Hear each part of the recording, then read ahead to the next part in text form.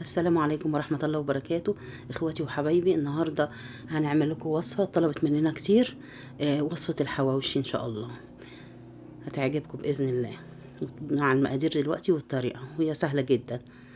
هنجيب ربع كيلو لحمة مفرومة، حبة فلفل اخضر على احمر كده عشان الالوان، بصلاية متوسطة مبشورة، ملح وفلفل اسمر وشطة وكمون وقرفة.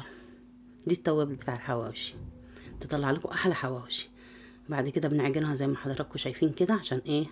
تتشرب من التوابل، يبقى حواوشي طعمه جميل جدا. شايفين الفلفل الالوان شكله جميل ازاي؟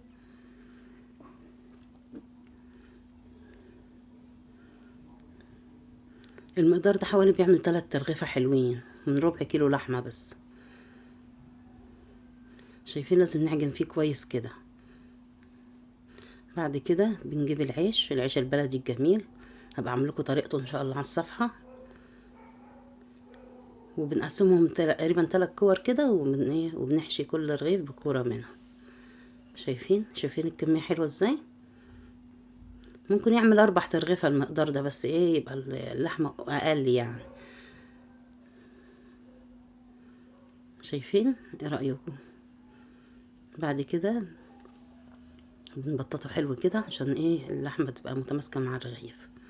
بنجيب طاسة بندهنها زيت خفيف كده زي ما حضراتكم شايفين، نحطها على النار، نار متوسطة مش عالية عشان اللحمة تستوي. وبنحط الرغيف زي ما حضراتكم شايفين كده، عشان ايه؟ ياخد لون من ناحيتين. شايفين؟ بقلبه دلوقتي كده، شايفين اللون؟ ايه رأيكم؟ ياخد لون جميل من ناحيتين. شايفين اتلون بقى جميل ازاي؟ على نار يعني هادية حلوة كده، مش عالية عشان ميتحرقش واللحمة متستويش من جوه. شايفين اللون؟ كده استوى. بنطلعه طبعا، وبمنديل ورق بنمسح ايه الزيت الزيادة اللي فوق ده.